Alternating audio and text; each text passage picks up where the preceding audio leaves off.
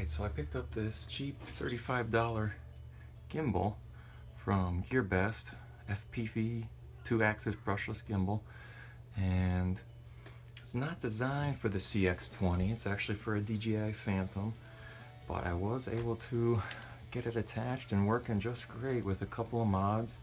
You can see it with my Xiaomi Yi camera here. So I'll show you how I did it, so hopefully it'll be useful to you guys. One of the biggest challenges was the gimbal mount doesn't fit. It's too big for where the screws are on the bottom of the CX-20 here. So what I actually had to do was, you can kind of see the black plate at the bottom is the gimbal mount that came with the CX-20. So I put that on first, screwed it down, and then I just zip tied the new gimbal mount on top of it. Big zip tie, and I used a couple of smaller ones too in between to kind of really secure it. So it actually gives it a little extra cushion and works just fine. I've had a couple flights with it and it's rock solid and works beautifully. So let me show you a little bit how I did all that and how I wired it up too. So now this gimbal has two motors, so you can pan and tilt, and you can control both of those with the remote of the CX-20. So the trickiest thing was to, after getting them mounted, to figure out the wiring, because of course the directions are in broken English, and again aren't for the CX-20, they're for the Phantom. So I had to do a little digging to figure out where the wires go and a good way to connect it.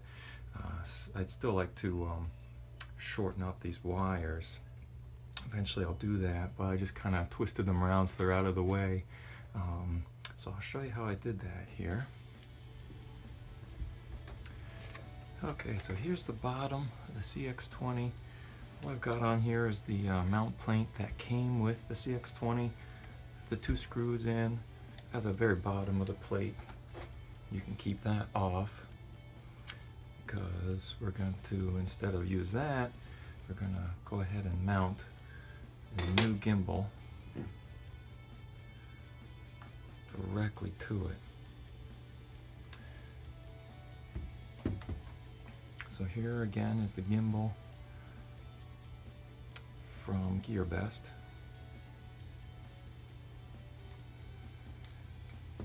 So let me show you how I wired it up first, because again that was a little tricky.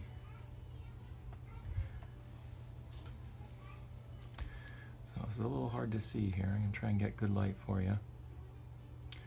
But on the bottom you've got two rows of three above the USB connector. It's six little pins, and then below it you've got two rows of two and then a row of three. So the ones you only need to worry about four of them. The left, or the rightmost two on the top two rows, the uppermost right one is labeled S1 on your little cheat sheet here on the bottom. The one directly below it is S2, and those are going to control your pan and tilt on the remote. So those are the two little dials at the top of your remote of the CX-20. And then to power it, you need to connect ground and 12 volt. So those are going to be the two pins in the middle row. So again, you got three rows of pins below the USB connector. So the two going across the middle. And again, if you look down at your little cheat sheet, you see G plus 12 volt. There's two of those. We're going to use the middle one there. And so that's where we're going to connect the power to power the gimbal. So what I did, I cheated a little bit. The gimbal came with this set of wires here, and there was four of them. They were all connected together, red and black, purple and gray. What I did is I just separated them into two pairs of two. So we've got red and black, purple and gray. And so I just used those wires to run power and run the commands from S1 and S2 to the gimbal. So let's go ahead and connect those. So again, S1 and S2 are the pins in the upper right, the two rightmost of the top row. So hopefully you can kind of see that. I've got the purple and gray plugged into the upper rightmost two pins in the top row and second row. And again, that's S1 and S2, so that's going to control pan and tilt. And then for power, I'm going to take that red and black pair. I did black for ground and white for the 12 volt. Again, we're using the middle two. So black was the one on the left in the middle row for the ground, and white went on the second one, the right one in the middle row, and that was the 12 volt power coming out. So now we've got those two connected. Next step is to mount the gimbal on top here. So what I did was pretty basic.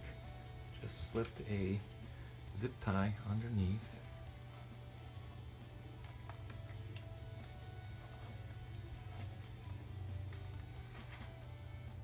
And it fits nice and snug, doesn't really move around. And then I just put the new gimbal right on top, and I zip tied it right through the middle of the gimbal. I'm going to put this down and do that so I can have two hands.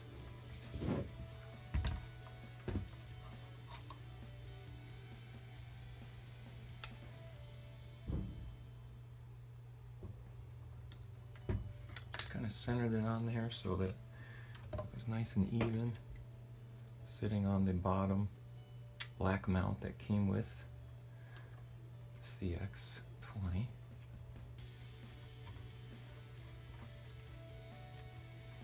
Got the zip tie down in between. I had to pull the zip tie nice and snug.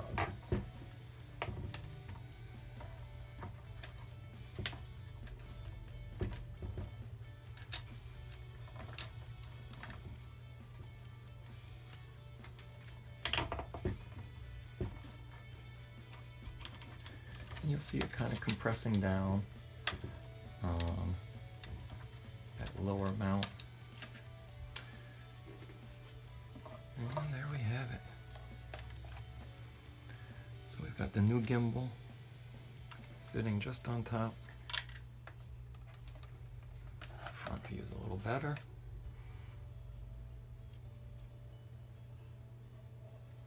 So there's our mount that came with the CX-20, new gimbal right on top of it. And it really is nice and solid. It's not going anywhere. It doesn't even move around as I wiggle it. You can just kind of crank that zip tie down nice and tight. Now I may come up with a more permanent solution eventually, but this at least allows me to quickly remove it if I need to. I can just snip that zip tie and it pops right off. So now we need to connect our cables to the gimbal. Let's start with the black and white for power. So here's our power connector on the gimbal itself. And again, I went with black as ground, so we went black and black. So you can put the black one in on the black side. See here, black on the bottom, black on the bottom. And then white went to red. White and red, black and black. So that gives us our power to the gimbal. And then, on the side of the gimbal, you'll see 6 pins. Again, hopefully the light's good enough. You can see what we're looking at here. And we've got 6 pins on the side of the gimbal. The top 2 are the ones that we need to use. The very top, left and right. They are where we're going to plug in the purple and gray cables for the S1 and S2. So So you can just plug them in either side. Doesn't really matter which one you do on which side, because one's going to be controlled by the S1 knob and one's going to be controlled by the S2 knob on the remote. So you can always reverse them if you want them controlled by the opposite knob, but it didn't really matter to me. One's going to be pan, one's going to be tilt. And that's it. Now it's mounted. Of course, I kind of tucked my cables out of the way earlier, and you can get your camera strapped on there. The one other thing I had to do to modify it to take my little Yi cam here, because again this is designed for the GoPro, is I had to take a